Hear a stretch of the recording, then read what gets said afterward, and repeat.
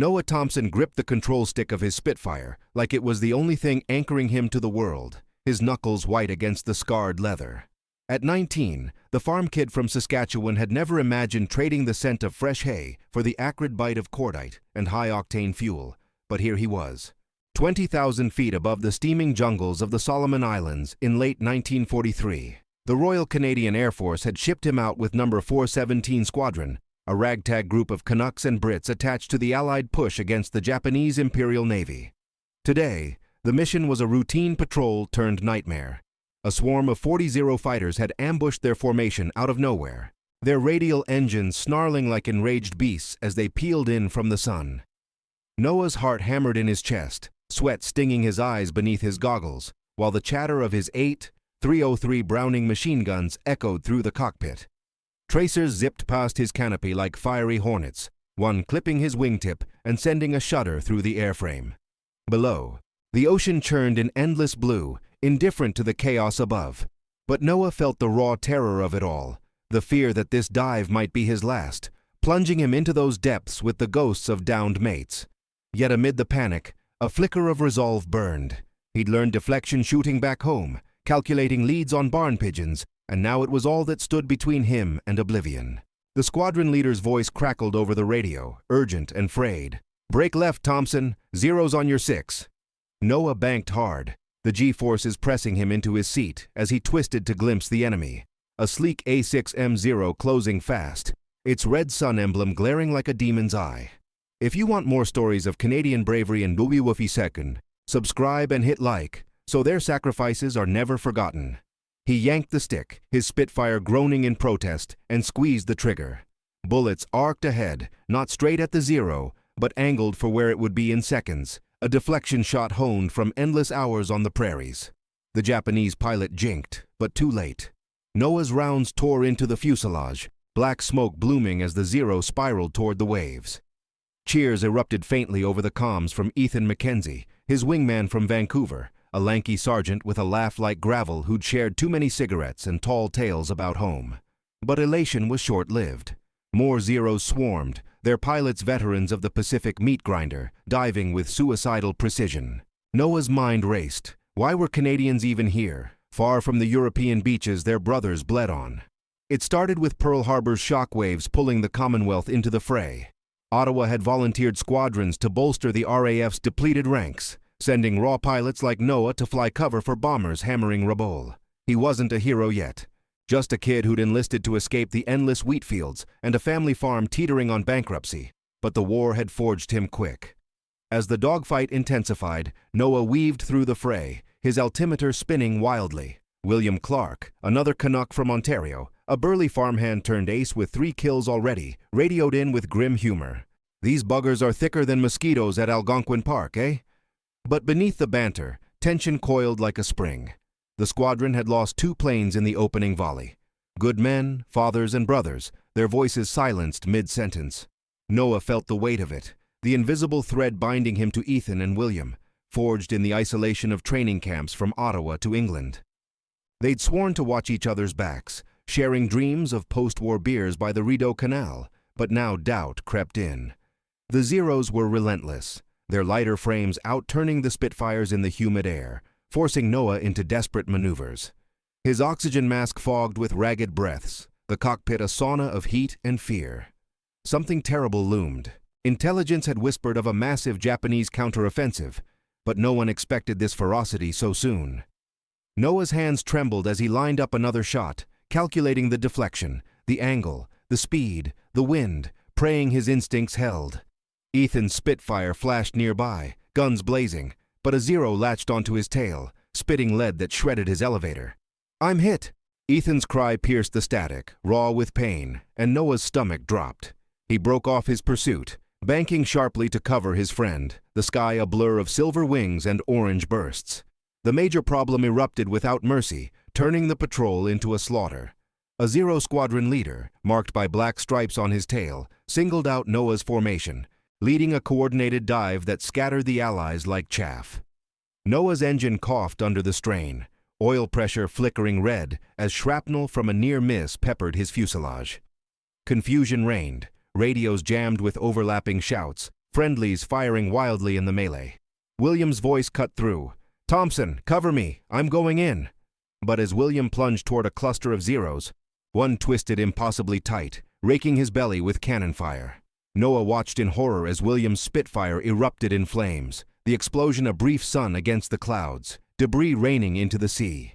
The loss hit like a punch. William had been the rock, the one who taught Noah the finer points of deflection, drawing diagrams on napkins during briefings. Now he was gone. Just another statistic in the Pacific's grim tally. Noah's vision blurred with unshed tears, but survival demanded focus. A Zero bore down on him, its pilot's face a grim mask through the canopy. Heart pounding, Noah rolled inverted, the world flipping as blood rushed to his head, and fired a desperate burst. The deflection was perfect, bullets curving ahead to stitch the enemy's wing route. The Zero disintegrated in a fireball, but victory tasted like ash. Ethan, limping on one engine, called out, "They're breaking off! Must be low on fuel." Yet Noah knew better. This was no retreat, just a lull before the storm. His own plane shuddered, instruments warning of critical damage, and the real fear gripped him. Not just death, but dying alone, far from the amber waves of grain he'd left behind. In the eye of the chaos, the climax built to a fever pitch, the sky a cauldron of twisting contrails and staccato gunfire. Noah's Spitfire, trailing smoke, became the bait in a deadly game, Zeros circling like sharks scenting blood. If you're still here with him in this moment, subscribe, so their courage lives on. He pushed the throttle to its limit, diving through a gap in the enemy line, his mind a whirlwind of calculations, speed differential, lead angle, the subtle pull of gravity. The farm kid's gift for geometry, once used to plow straight furrows, now saved his life as he led a Zero by yards, squeezing off rounds that sheared its propeller. But the cost mounted. Ethan's engine seized mid-turn, forcing him to ditch into the waves, his parachute blooming white against the blue. Noah circled helplessly, fending off attackers, the splashdown a gut-wrenching sight that fueled his rage. In a twist that defied the odds, a lone P-38 Lightning from an American squadron burst into the fray, its twin boom scattering the Zeros and buying precious seconds. Noah's guns chattered one last time, claiming another kill, but as the enemy peeled away toward the horizon, exhaustion crashed over him. Radio silence fell, broken only by his labored breathing. The battle had raged for 30 minutes that felt eternal, leaving Noah adrift in a sea of wreckage, his tally at 2 for the day, small steps toward the legend he'd unwittingly forged. Yet the hook lingered. A faint mayday from Ethan crackled through, coordinates garbled but urgent, pulling Noah toward an uncertain rescue amid the gathering dusk. Noah Thompson nursed his battered Spitfire back toward Henderson Field on Guadalcanal, the engine's stutter a grim reminder of the toll from that savage dogfight. The sun dipped low, painting the horizon in bloody streaks as he scanned the waves for any sign of Ethan Mackenzie's dinghy. Ethan's mayday had cut off abruptly, leaving Noah's gut twisted with dread. Another brother lost to the Pacific's unforgiving embrace, or perhaps clinging to a raft amid the sharks. Below, debris bobbed like forgotten toys. Shreds of aluminum, oil slicks spreading like ink, and the faint silhouette of a downed Zero half submerged. Noah's hands, raw from gripping the stick, ached as he circled once more, but fuel gauges blinked critically, forcing him to climb away. 2 kills today, etched into his logbook, but they felt hollow against the void left by William Clark's fiery end. The squadron's losses mounted, 4 planes gone in under an hour. A brutal initiation into the Solomon Islands campaign, where Canadians like him were stretched thin, propping up the Allied advance against Japan's fanatical airmen. Back home, his parents' letters spoke of harvest yields and rationing, oblivious to the hell he'd traded for. As the airfield's lights flickered into view, Noah banked for landing, his mind replaying the deflections. The precise leads that turned chaos into survival. Yet doubt gnawed. How many more sorties before luck ran dry? At the makeshift base, a cluster of tents and revetments scarred by bomb craters, Noah taxied to a halt amid the cheers of ground crew, their faces smeared with grease and exhaustion. He climbed from the cockpit, legs unsteady on the coral-strewn tarmac, and was met by Lucas Anderson, a wiry pilot from Manitoba with a perpetual squint from squinting at horizons. Lucas clapped him on the back, his voice rough over the din of idling engines. "Heard you bagged a pair, Thompson. Clark would have been proud. Taught you that pigeon trick himself." Noah nodded numbly. peeling off his oxygen mask to reveal a face pale and streaked with sweat. The debrief tent buzzed with survivors. Mechanics patching wings, medics tending burns, and the squadron intelligence officer sketching enemy positions on a greaseboard. Ethan had been fished out, they said, battered but breathing, his Spitfire's wreckage a testament to the Zero's cunning. Relief washed over Noah, mingled with the sour taste of survivors' guilt. Around the card table that night, under the harsh glare of kerosene lamps, the remnants of number 417 gathered, Lucas with his dry jokes about Winnipeg winters, and new faces like Benjamin Walker, a Toronto boy fresh from training, eyes wide at tales of the fray. They shared bully beef and black tea, bonds tightening like knots in a lifeline. Noah sketched deflection angles on a napkin, explaining to Benjamin how to anticipate the Zero's turn radius, lead by 5 degrees at convergence, adjust for closure. But beneath the camaraderie, tension simmered. Whispers of a Japanese fleet massing near Bougainville hinted at escalation, pulling the squadron into deeper waters. Noah lay awake in his bunk, the jungle's chorus of insects a mocking lullaby, wondering if his farm-honed instincts could carry him through the months ahead. The weeks blurred into a relentless rhythm of patrols and scrambles, the Solomon skies a perpetual battlefield where Noah's deflection shooting began to carve his name into the squadron's lore. Dawn briefings outlined the stakes: protect the bombers pounding Japanese supply lines, intercept fighters scrambling from hidden strips on New Georgia. Noah flew wing to Lucas on the next sortie, their Spitfires slicing through monsoon clouds heavy with rain. Zeros rose to meet them, 10 this time, aggressive and coordinated, diving from the overcast like falcons. Noah's heart raced as he broke formation, calculating the geometry mid-turn.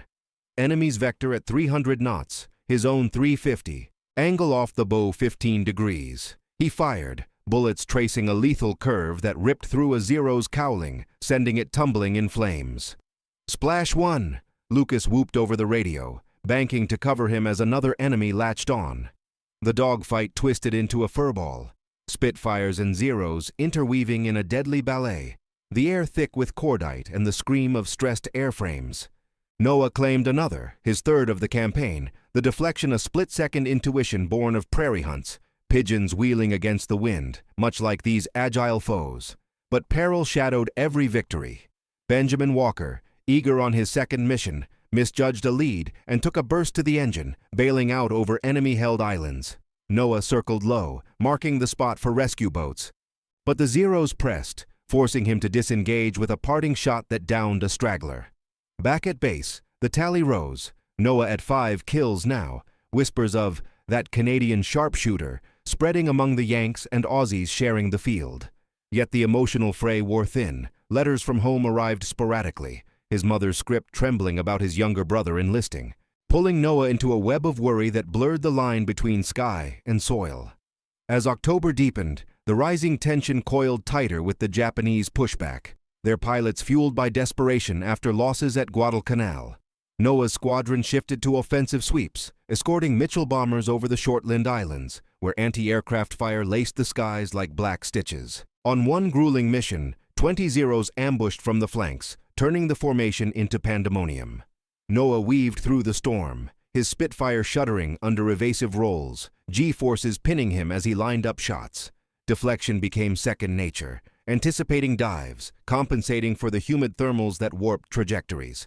He downed 2 in quick succession, one with a grazing burst that severed the tail, the other a perfect wing root hit that blossomed into orange fury. Lucas stuck close, their voices a steady anchor amid the chaos. "Watch your 6, Noah. I've got the one on you." But the cost escalated.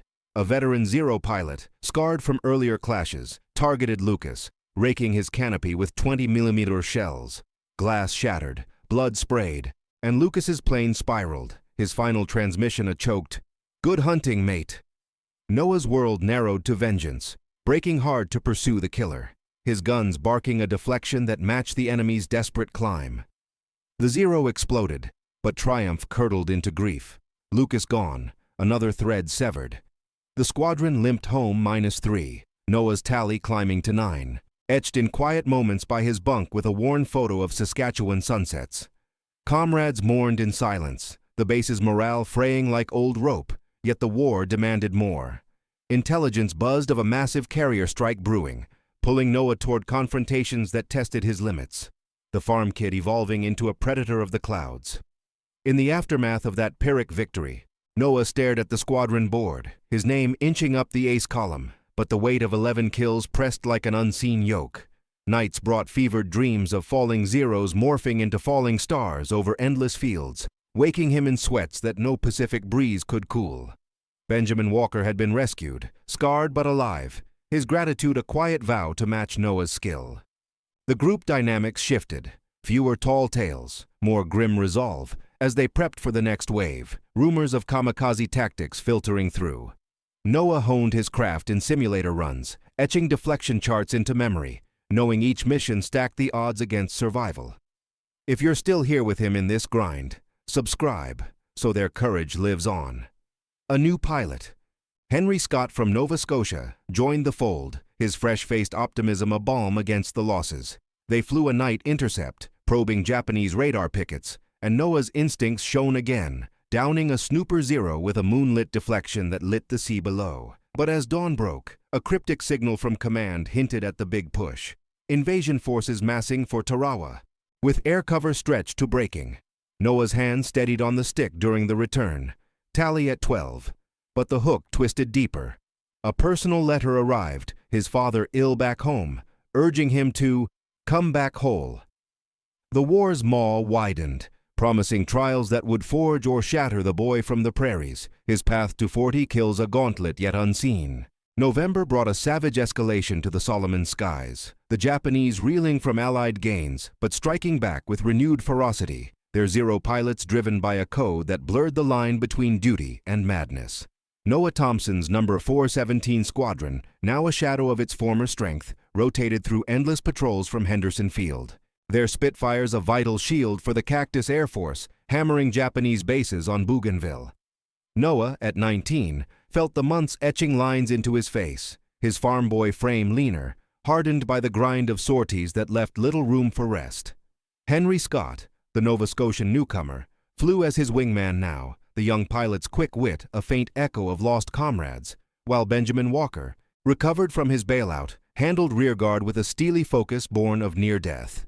They launched at first light for a bomber escort over the slot, the narrow waters between islands alive with enemy shipping. Zeros swarmed from hidden fields, 18 this time, diving through scattered clouds with coordinated fury, their 20mm cannons flashing like lightning. Noah's heart thudded as he broke left, the G-forces slamming him back, his mind snapping into the familiar calculus, deflection angles sharpened by prairie hunts, leading the lead Zero by 10 degrees at closing speed. His Brownings roared, stitching the enemy's wing, and it cartwheeled into the sea in a geyser of foam. "Confirmed splash, Thompson," Henry radioed, his voice tight but steady, as they wheeled to cover the B-25s lumbering below. But the ambush deepened the squadron's wounds. A Zero latched onto Benjamin's tail, shredding his aileron in a burst of tracers. Benjamin jinked wildly, calling, "Evasive, I'm hit," and Noah peeled off to intervene, firing a curving burst that downed the attacker but exposed Henry to a flanking shot. The dogfight devolved into chaos, Spitfires twisting in a lethal spiral, the air thick with smoke and the acrid tang of burning fuel. Noah claimed 2 more kills that morning, his tally ticking to 14, but as they limped home, Henry's plane trailed black smoke, forcing a rough belly landing on a reef. Rescued but grounded for weeks, Henry's grin masked the fear in his eyes, whispering to Noah later, "Keep counting those leads, eh? For all of us." The base thrummed with urgency, mechanics swarming the revetments, while Noah pored over maps in the ops tent, the weight of command creeping in as senior pilots fell. Letters from Saskatchewan arrived like ghosts, his father's health waning, urging endurance, but Noah pushed them aside, focusing on the geometry that kept him alive. As December's monsoons lashed the islands, the squadron's missions turned predatory, sweeping Japanese airfields to preempt strikes on the upcoming invasion of New Britain.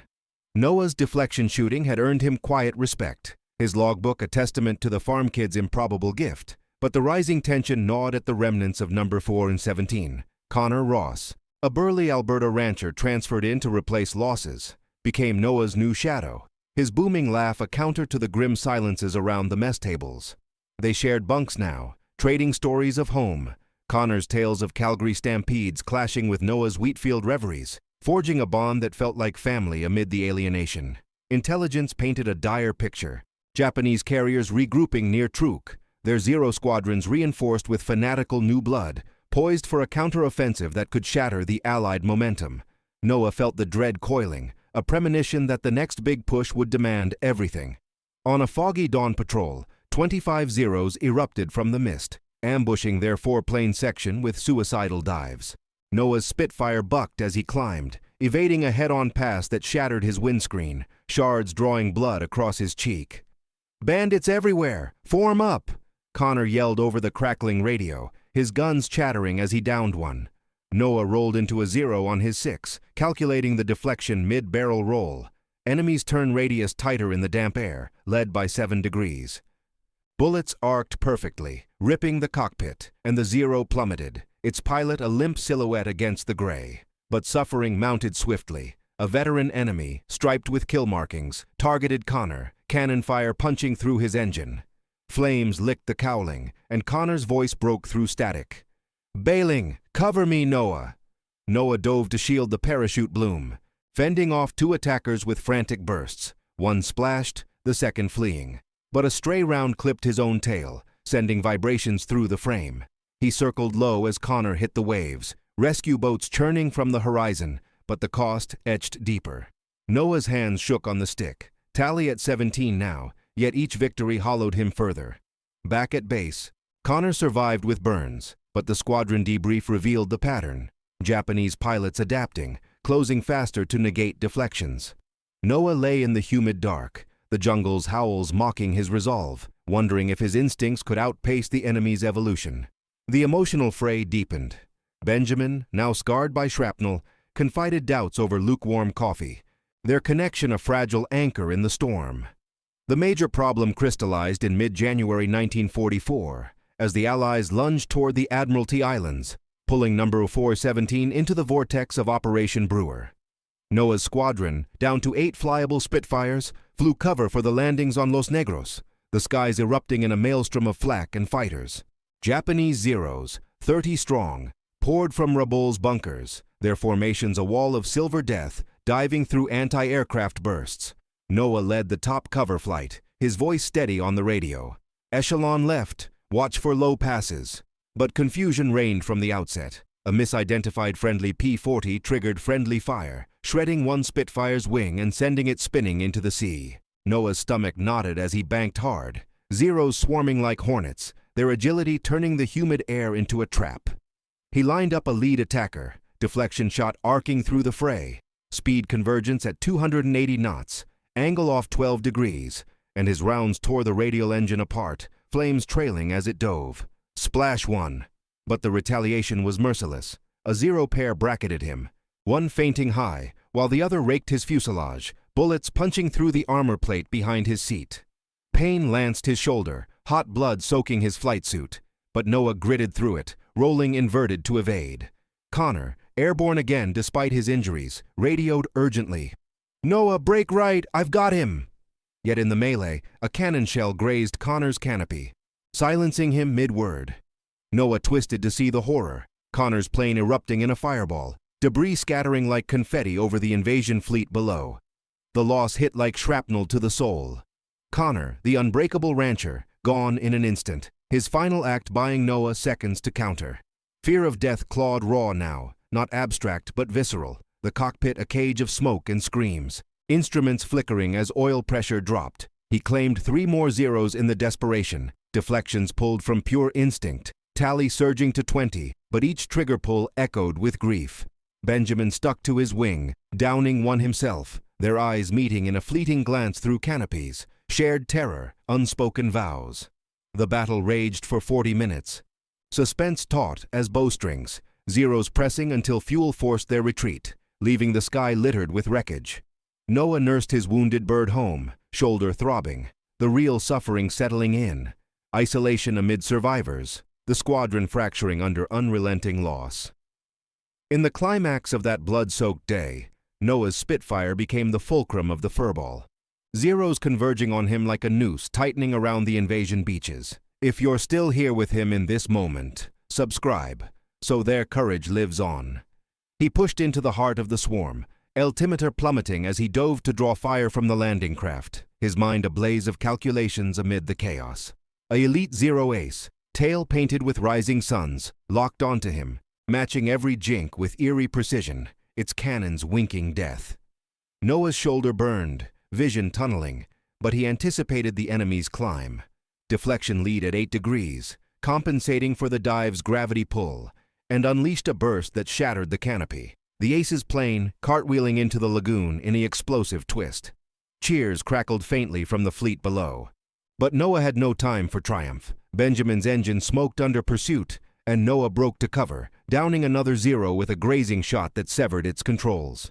The sky boiled with contrails, a PBY Catalina lumbering in for rescues amid the din, but a sudden squall rolled in, lightning forking through clouds and scattering the remnants. In an unexpected turn, Japanese float planes, snoozers from hidden coves, joined the fray, their torpedoes skipping toward the transports. Noah climbed furiously, his damaged plane protesting, and intercepted one, deflection geometry turning the lumbering beast into a flaming wreck before it could release. The threat peaked as his fuel needle pegged empty, forcing a dead stick glide toward Los Negros, Zeros peeling off at last under Allied reinforcements. He belly-landed amid palm fronds, medevac choppers thundering overhead, tally at 23, a milestone forged in fire. Benjamin touched down nearby, both collapsing into the mud, the invasion's roar fading to echoes. Yet the hook lingered. Amid the debris, Noah spotted a drifting Zero cockpit, its pilot waving weakly, a downed Japanese ace, perhaps the one who'd haunted their briefings, signaling a potential interrogation that could unravel enemy plans. The resolution came in halting waves over the following weeks, as Noah recovered in a field hospital on Los Negros, his shoulder bandaged and the squadron rebuilding around the core survivors. Benjamin Walker stood vigil, their friendship deepened by shared scars, recounting the battle's toll. 5 Canucks lost, but the landing secured, a foothold prying open the Bismarck Sea. Noah's exploits spread through the Allied network, whispers of the Saskatchewan sharpshooter whose deflections turned tides, earning him a mention in dispatches and a brief rotation stateside for repairs. Back in the air by February, flying a patched Spitfire, he rejoined patrols over the Green Islands, the routine a somber rhythm punctuated by grief. Connor's dog tags arrived via mail, a bitter token that Noah tucked into his flight jacket, the emotional consequences raw. Nights haunted by what-ifs, the farm kid's innocence eroded into a veteran's wariness. The squadron, bolstered by fresh blood like Ryan Hughes from Quebec, a quiet mechanic turned pilot, pressed on, bonds reforged in the mess hall over faded photos and half-told dreams. Noah's tally crept higher, 27 by month's end, each kill a deflection etched in blood and memory, but realism tempered any glory. The Pacific's vastness swallowed heroes whole, and home felt like a distant myth. Henry Scott, mended and eager, flew wing again, their duo a testament to endurance. Yet as March dawned, with the push toward Hollandia looming, Noah sensed the war's pivot, his skills stretched to the breaking point. The Japanese, cornered, unleashed desperate swarms, pulling him into dogfights that tested every limit. In one brutal intercept, 30 Zeros clashed over the strait, Noah downing 4 in a frenzy of turns. The geometry flawless, but the exhaustion bone deep. Tally at 31, the legend solidifying, but doubt flickered. Could the boy from the prairies sustain the impossible? The base buzzed with alerts of a massive convoy strike, the next mission a gauntlet that promised either apotheosis or oblivion, leaving Noah staring at the stars, forever altered by the skies that both saved and scarred him. As April 1944 unfurled its humid grip over the Bismarck archipelago, Noah Thompson's No. 417 Squadron plunged deeper into the Allied offensive, their Spitfires a frayed bulwark against the Japanese remnants clinging to scattered atolls. Noah, now a seasoned 19-year-old with the haunted eyes of a man twice his age, led flights from a forward strip on Emerau, the coral airstrip scarred by nightly raids that turned sleep into a luxury. Ryan Hughes, the Quebecois newcomer with a mechanic's steady hands and a pilot's growing nerve, flew as his faithful wingman, their partnership a quiet bulwark against the isolation that gnawed at the squadron's edges. Missions blurred into a punishing cadence. Dawn sweeps over the St. Matthias group, intercepting Zero ferries bound for trucks' repair yards, each sortie a gamble with monsoonal squalls that masked enemy climbs. Noah's deflection shooting had evolved into legend among the ground crews, who chalked kill tallies on hangar doors like tavern scores. But privately, he wrestled the toll. 31 confirmed, each a ghost that whispered in the cockpit's confines. Henry Scott, back in the saddle with a scarred grin, bantered over briefings about home front hockey scores, while Benjamin Walker, his shoulder a perpetual ache, mapped enemy patterns on dog-eared charts. The emotional undercurrent ran deep. Letters from Saskatchewan detailed his father's decline. The farm sold off in parcels, pulling Noah's thoughts earthward even as he soared. Yet duty anchored him. The squadron's morale, a fragile flame fed by shared rations and the rare thrill of a downed foe. Intelligence crackled with urgency. Japanese high command, desperate after Hollandia's fall, was funneling Elite Zero squadrons southward, aiming to disrupt the push toward the Philippines. Noah felt the storm brewing, his hands tracing deflection arcs on his knee pad during lulls, preparing for the deluge that would test if the farm kid's instincts could eclipse the war's insatiable hunger. The rising tension crested in late April during a massive convoy strike, as No. 417 joined a multinational armada escorting troop ships toward Manus Island, the skies a tinderbox of patrolling fighters and lurking submarines. Noah's section of 4 Spitfires launched at midday, climbing through cumulus towers heavy with rain, their merlins thrumming against the equatorial roar. Ryan's voice cut the radio static with forced calm. Bandits at 11 o'clock high, count 15, maybe more. The Zeros materialized from the sun's glare, a veteran formation led by a scarred ace whose tail bore a string of allied insignias. Diving with the precision of men who knew their empire's end loomed, Noah banked into the fray, the G-forces a familiar crush, his mind slicing the chaos into vectors. Enemies approach at 320 knots, closure angle 20 degrees, wind shear from the east. He led the lead Zero flawlessly, bullets curving ahead to shred its aileron, sending it into a flat spin that kissed the wavetops before erupting. "Splash!" Henry confirmed, wheeling to cover as the swarm engulfed them. But the ambush unfolded with cruel efficiency. Flak from escort destroyers laced the lower altitudes, forcing evasive dives that exposed backs to the agile foes. Benjamin's Spitfire took a 20mm hit to the coolant system, steam venting like a dragon's breath as he radioed, "I'm leaking bad, staying in the fight." Noah twisted to shield him, downing another Zero with a deflection that anticipated its jink, the geometry pulled from months of blood-soaked refinement. Ryan stuck like glue, his guns claiming one, but a flanking pair targeted Henry, cannons flashing in staccato bursts. Henry's plane shuddered, trailing fire, and his cry pierced the comms. "Ejecting! Good luck, lads!" Noah's gut twisted as the parachute snagged in turbulence, Henry vanishing into the foam below, lost to the sharks patrolling the convoy's wake. The squadron fragmented in the melee, Zeros pressing with suicidal zeal, Noah's tally ticking to 34 amid the thunder of impacts and the acrid bite of ozone. Suspense coiled like barbed wire, fuel states critical, radios jammed by jamming pods, the feeling that this was the pivot, the battle that could break them or birth the endgame. The major problem detonated fully as the dogfight spilled into a thunderhead, lightning forking through the turmoil and turning the sky into a flickering hellscape. Noah's Spitfire, oil-smeared and pockmarked, became the anvil for the remaining Zeros, who adapted mid-fight, tightening turns to counter his deflections and forcing head-on passes that traded lead for lead. Ryan's engine coughed under strain, a near miss shearing his antenna, leaving him isolated in the storm's heart. "Noah, they're boxing us. Break north," Ryan urged, but a Zero latched onto his tail. Its burst ripping through the fuselage.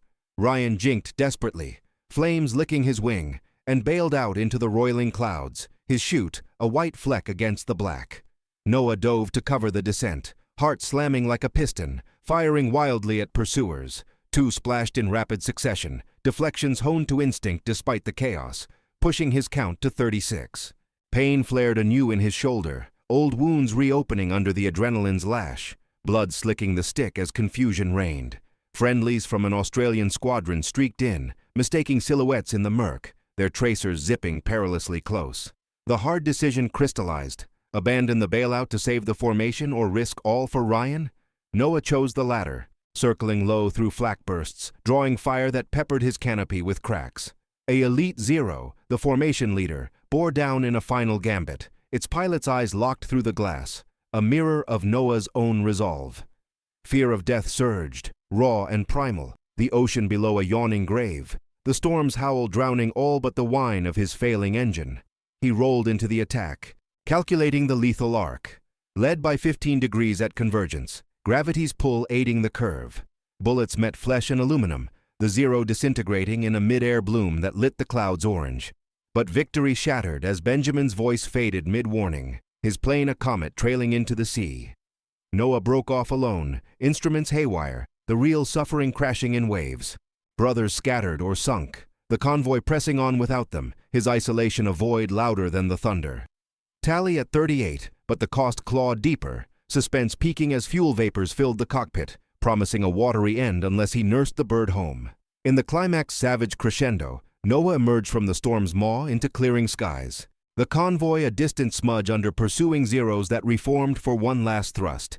If you're still here with him in this moment, subscribe, so their courage lives on. He climbed desperately, altimeter spinning, drawing the remnants. 5 Zeros now, low on ammo but high on fury, into a final chaotic ballet over the horizon's edge. The lead ace twisted impossibly, matching Noah's every feint, their planes dancing in a spiral of contrails and gunfire echoes. Noah's mind raced through the farm-bred math, enemy's bleed speed dropping, his own marginal, angle off the nose narrowing to 5 degrees. He squeezed the trigger, the deflection a prayer answered in fire. The ace's Zero erupting in a chain of explosions, debris pelting Noah's wings like hail. The others swarmed, but exhaustion betrayed them. One misjudged the turn, plowing into a compatriot in a catastrophic twist, while Noah claimed the last two with precise bursts, bullets arcing to sever controls and ignite fuel tanks.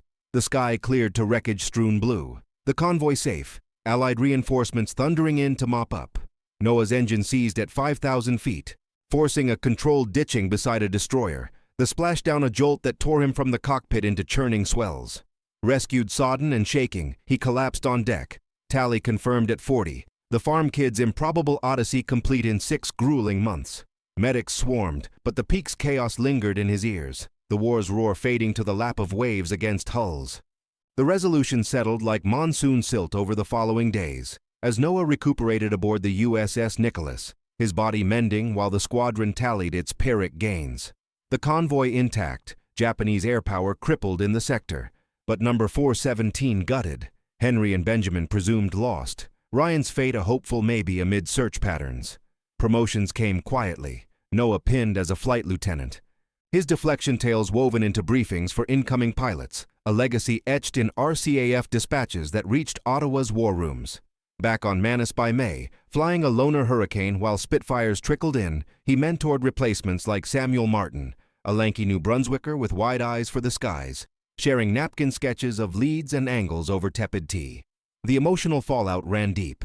Nightmares of shoots in storms. Letters home censored to shield his parents from the abyss. His father's passing a shadow that turned victories bitter. The Pacific theater shifted, MacArthur's leapfrogging outpacing the Zero's reach, leaving Noah's squadron in mop-up patrols, the relentless grind easing into watchful lulls. Yet realism tempered any closure. 40 kills marked him an ace of aces. But the war's machine churned on, comrades' ghosts a constant wing. Bonds with survivors like Samuel deepened in the humid evenings, stories of pre-war lives a tether to normalcy, though Noah's hands trembled at rest, forever altered by the geometry of survival. As June sunsets bled over the atolls, the squadron rotated rearward for refit, Noah's logbook sealed with ink that smelled of cordite. The farm kid reborn as a warrior whose shots had bent the skies. In the surprising aftermath, Noah discovered a salvaged Zero cockpit adrift during a routine sweep. Its pilot, a Japanese lieutenant with a journal chronicling mirrored tales of deflection duels, not dead but clinging to life. His waves a plea across enemy lines that led to a hushed POW exchange, revealing kamikaze blueprints poised for the Marianas. The revelation rippled through command, crediting Noah's final tally with staving off a larger strike. But as he packed for leave in Hawaii, a cryptic cable arrived. Ryan Hughes, plucked from a reef by natives, en route with tales of hidden Japanese holdouts and a map pointing to a forgotten squadron cache that could turn the tide in the Philippines push.